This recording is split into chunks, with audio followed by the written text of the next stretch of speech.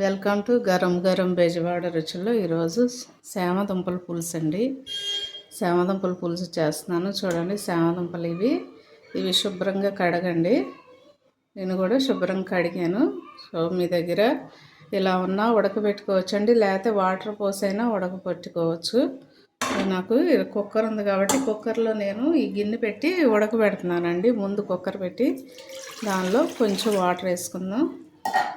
So ఇలాంటి జల్లెడి గిన్నె ఉంటే కనుక మీ దగ్గర పెట్టుకోండి, లేదంటే ఒక గిన్నెలోనైనా పెట్టుకోవచ్చు. లేదంటే వాటర్ పోసి మనం మామూలుగా దుంపలు ఉడకబెట్టినట్టు కూడా ఉడకబెట్టుకోవచ్చు అండి. ఎలా అయినా ఉడకబెట్టుకోవాలండి. ఇవి నేనైతే ఎలా ఉడకబెడుతున్నాను, ఇలా పెట్టి కుక్కర్ మూత పెట్టేసేస్తున్నానండి. ఒక 2 విజిల్లు వస్తే చాలండి, ఎక్కువ అక్కర్లేదు, ఎందుకంటే మెత్తబడిపోతాయి. 2 విజిల్ వస్తే చాలు. చూడండి, దుంపలు ఉడికిపోయినాయండి, తీసేస్తున్నాను నేను. ఇలాంటి ఒక ఫోర్క్ తీసుకొని చూడండి దుంప ఉడికిందో లేదో. చూడండి, చక్కగా ఉడికిపోయింది. ఇప్పుడు దీనిపైన ఉన్న తొక్కంతా కూడా తీసేయాలండి. చూడండి, దుంపలు కొంచెం బాగా ఆరాలి, చాలా వేడిగా ఉన్నాయి. ఆరిన తర్వాత చక్కగా ఇట్లా పొట్టు అంతా తీసేయాలండి. ఇది చూడండి, దుంపలన్నీ కూడా ఇలా వలిచేసుకోవాలి. ఇలా దుంపలుగా వండుకున్నా పర్వాలేదండి, లేదంటే సగానికి కట్ చేసినా పర్వాలేదు. చూడండి, కళాయి పెట్టుకొని తగినంత ఆయిల్ వేసుకుందాము. కూరకి తగినంత వేసుకోండి. కొంచెం ఎక్కువ వేసుకుంటే ఈ కూర బాగుంటుందండి. ఆయిల్ వేడెక్కింది కదండి, సన్నగా కట్ చేసి పెట్టుకున్న ఉల్లిపాయ ముక్కలు వేస్తున్నాను.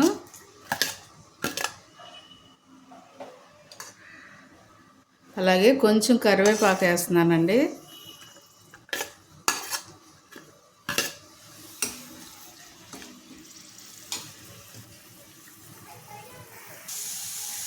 చూడండి, సన్నగా కట్ చేసి పెట్టుకున్న టమాటా ముక్కలు కూడా వేసేస్తున్నాను.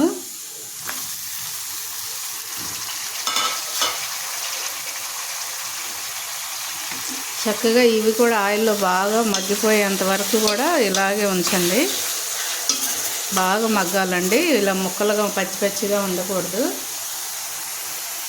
ఇప్పుడే కొంచెం సాల్ట్ వేసేసుకోండి. కూరకు తగినంత వేసేసుకోండి సాల్ట్. అలాగే పసుపు కూడా వేసేస్తున్నానండి ఇప్పుడే.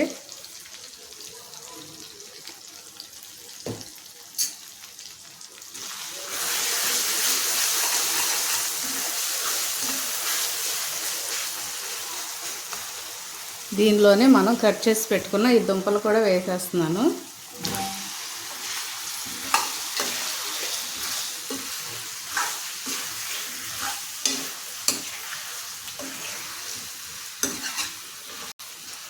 కొంచెం సేపు ఒక 10 నిమిషాలు ఆయిల్లోనే ఇవి బాగా మగ్గిపోవాలండి. దుంప కూడా ఆయిల్లోనే ఉప్పులో ఇలాగా చక్కగా మగ్గితే దుంప తిన్నప్పుడు టేస్ట్ బాగుంటుందండి.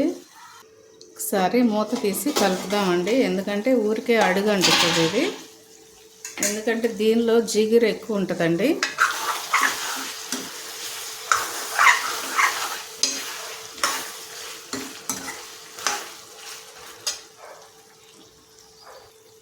దీనిలో కొంచెం చింతపండు వేసుకోండి. ఇదిగో చూడండి, కొంచెం ఇది ముందుగా నానబెట్టుకోండి, ఎందుకంటే దీనిలో జిగురు ఉంటుంది కాబట్టి మనం చింతపండు కంపల్సరీగా వేసుకోవాలండి.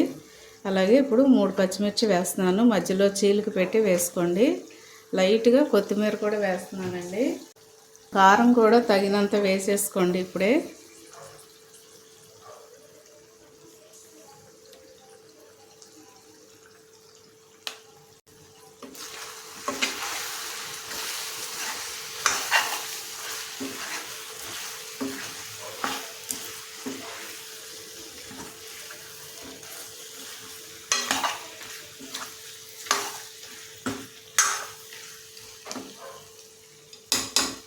జస్ట్ 1 నిమిషం మూత పెట్టేద్దామండి. మనం మూత పెడితే ఆయిల్ చక్కగా పైకి వస్తుంది కాబట్టి అప్పుడు మనం వాటర్ వేసేసుకోవచ్చు.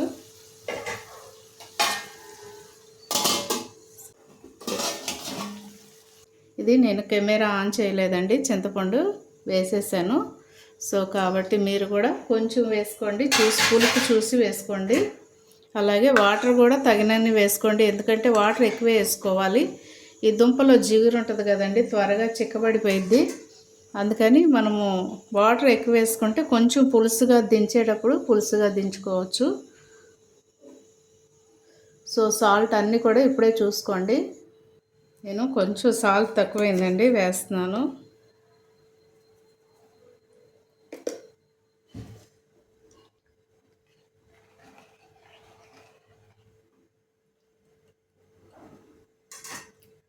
స్టవ్ ఫుల్ పెట్టేసి మూత పెట్టేసేయండి. చక్కగా ఎగిరిపోద్దండి. మనకి ఎంత పులుసు కావాలో అంత ఉంచుకుంటే సరిపోతుంది. చూడండి, కూర చాలా కలర్ఫుల్గా చక్కగా ఆయిల్ కూడా తేలిపోయింది.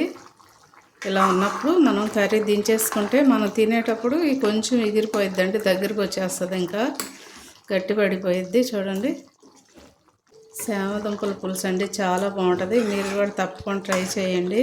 ఈ సారికంద కూడా ఇలాగే ఉంటుందండి, కానీ పెద్ద పెద్ద దుంపలు ఉంటాయి. అది కొంచెం దురదగా అనిపిస్తుంది, కానీ శామదుంపల్లో దురద ఉండదండి. జిగురు అయితే ఉంటుంది కానీ దురద ఉండదు.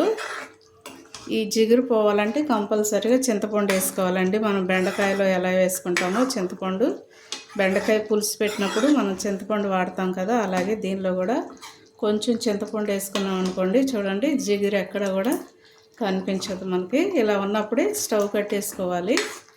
నేను ఇప్పుడు స్టవ్ కట్టేస్తున్నానండి. కొంచెం కొత్తిమీర వేసుకుని స్టవ్ కట్టేసుకుందాం.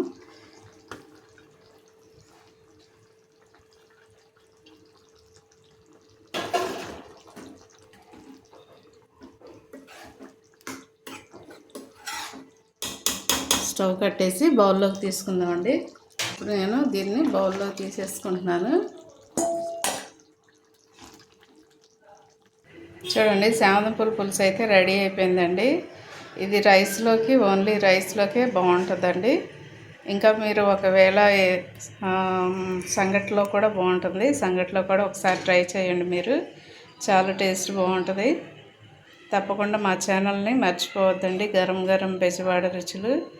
సబ్స్క్రైబ్ చేయని వారంటే సబ్స్క్రైబ్ చేయండి, షేర్ చేయండి, లైక్ చేయండి. Thank you.